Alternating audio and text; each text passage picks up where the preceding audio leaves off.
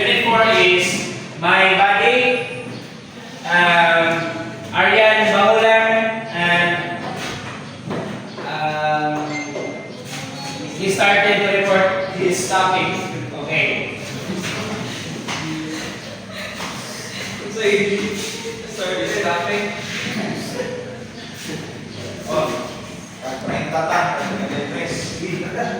So good morning everyone, I am the first reporter. So our topic is all about Unit 4, traffic signs, traffic lights, and other control devices, pavement markings, and traffic islands. So the learning objectives.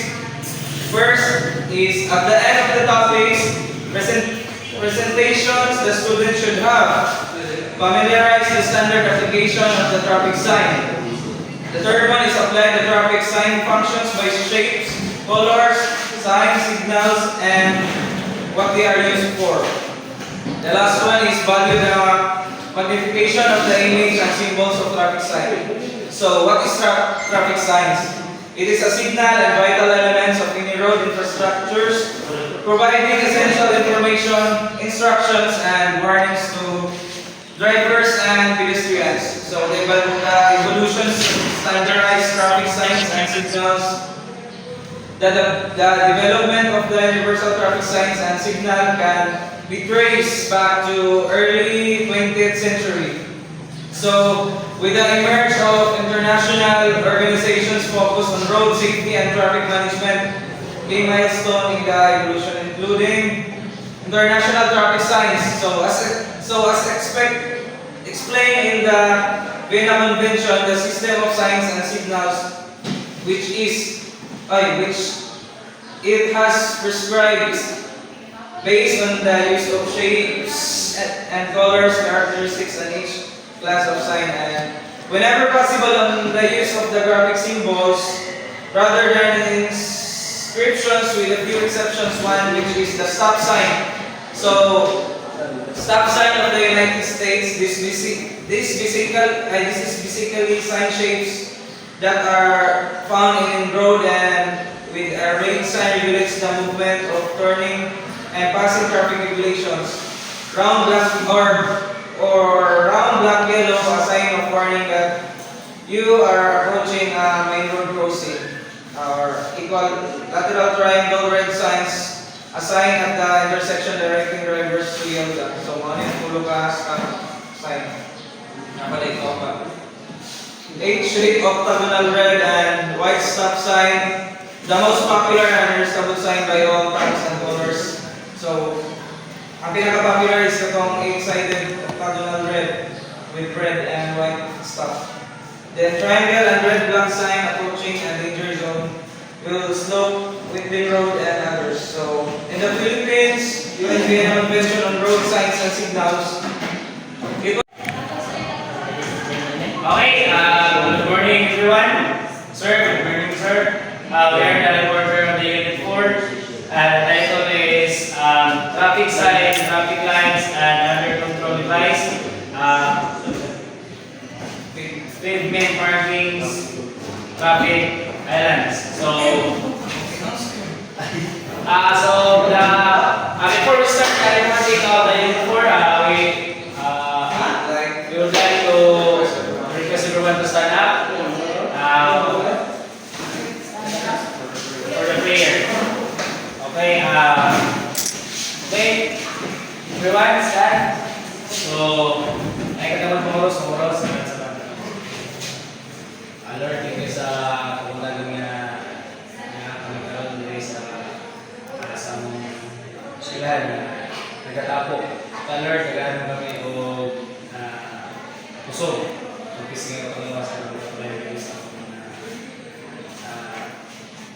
mga burado. Lord, thank you sa mga blessing na daw na gawin. Wala na yung kabuhat na wala ikaw. Gusto kami pasalamatan sa mga Diyos. Amen. Amen. Okay.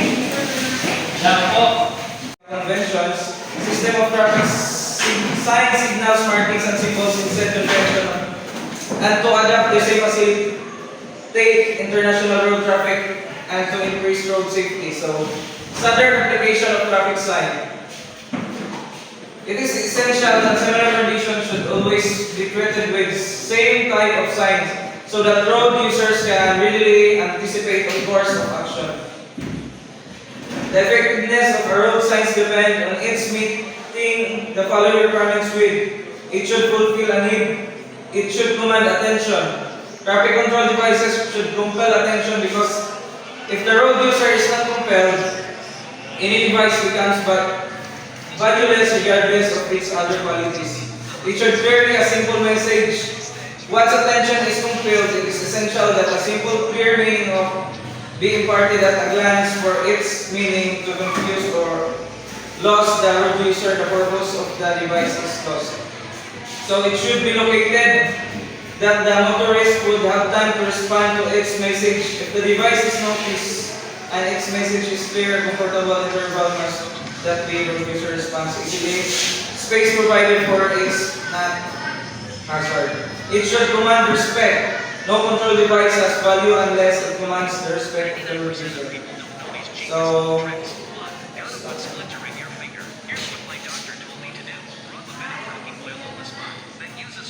categorization of universal and international traffic signs and signals.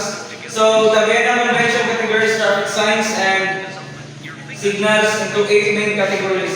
So, the first one is the danger warning sign. So, these signs alert drivers to potential hazard ahead such as sharp curves, steps, slopes, and slippery surface added from the yield signs, roundabout sign, prohibitory or restrictive signs. These signs prohibit certain actions or restricts certain types of vehicles such as speed limit signs, no parking signs, and no-entry signs. The fourth one is the mandatory sign. This sign indicates actions that drivers must take such as being left or right using headlights or paying a toll. The fifth one is information facilities or service signs. These signs provide information about destination, service, or facility available along roads such as hospital signs, gas station signs, and parking signs. The sixth one is the direction, position, or indication signs. These signs guide drivers to their destination, providing information about distance, roads, and exits. The seventh one is the additional panels. These panels provide supplementary information and verification to the main signs such as indicating the distance to the hazard or the type of vehicle prohibited. The impact of universal traffic signs and signals on road safety. The adoption of universal traffic signs and signals has had a significant positive impact on road safety. It can reduce confusion, standardize signs and signals, minimize confusion for drivers and pedestrians, particularly for international travelers, improve driver behavior. That may report, and the next is the second reporter is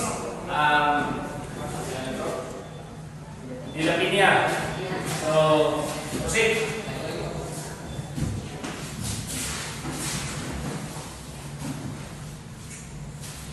Okay, let's continue. The three important use of traffic signs. First is stop. Red means stop, colors and light at the top red. Next is yellow, means red color light and in the middle yellow. Green means go, color the light at bottom green.